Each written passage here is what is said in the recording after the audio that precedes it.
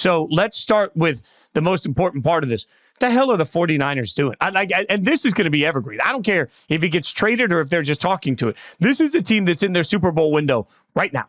And there is absolutely nothing they're going to get right now that's going to be better for them today than Brandon Aiyuk is right now. And if I'm the 49ers and he comes in and says, I won't play, I'm going to look at him and say, hey, people in hell want ice water. I know you don't want to be here. I don't care. Unless you want to sit out and miss all your money, which most players don't want to do, and lose the opportunity at the season, which most players don't want to do, you're going to play for San Francisco because our window isn't next year. Whatever team gives us in the draft, that doesn't matter.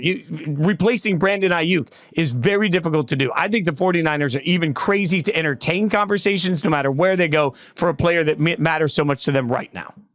I will say this, the one trade speculation thing that's been out there that does make sense to me is the 49ers send him to Cleveland. Cleveland sends back a pick and Amari Cooper. Because, look, Amari Cooper and Brandon Aiyuk aren't separated by that much in my mind. I think they're both really, really good receivers. Yes, Aiyuk's a little bit better, but you get rid of an unhappy guy for a guy who theoretically wants to be there and you get a pick back. Okay, I could see that. But the whole, Kendrick Bourne is the one coming back. Do we really want Kendrick Bourne coming off of an ACL? And it seems like the Patriots are out anyway because, oh my God, we have very rarely seen trade talks happen publicly like this. Usually a few things leak out here and there. This has been very public this week. Matt Mayoko over at NBC Sports Bay Area is just doing a heck of a job. He is plugged in over there. Great reporter. Following his reporting on this, it basically, let's go through the timeline real quick of the week.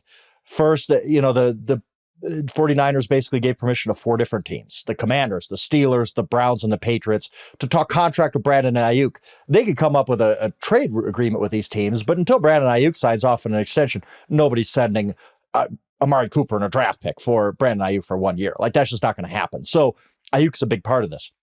It turns out that the Browns and the Patriots trade framework was in place, Mayoko reported, but Aiyuk has to talk contract with them. Okay, cool.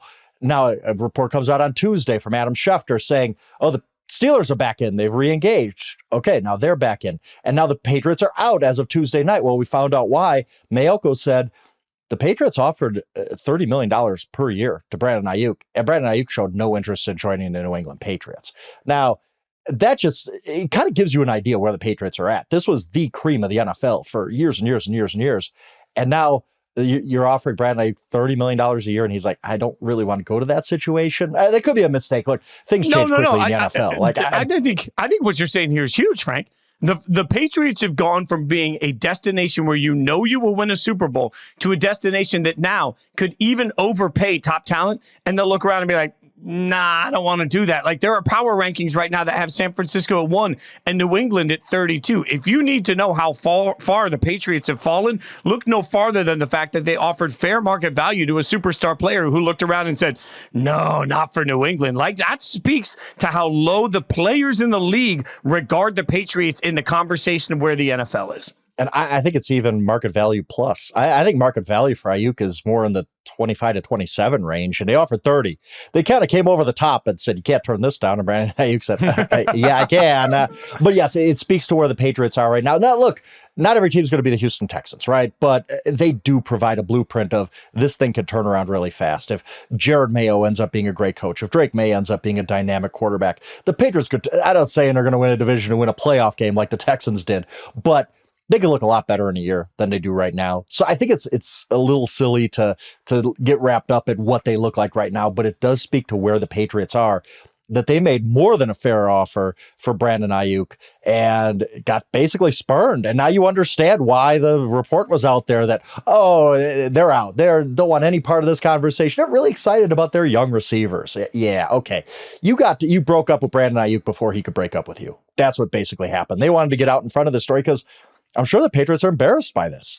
They had framework in place. They already got spurned by Calvin Ridley in the offseason. Remember that, right? And a big part, and Robert Kraft said, oh, his girlfriend wanted to live in the South.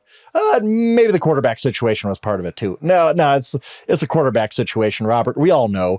So the Patriots make a fair offer to Calvin Ridley. He takes a Titans offer.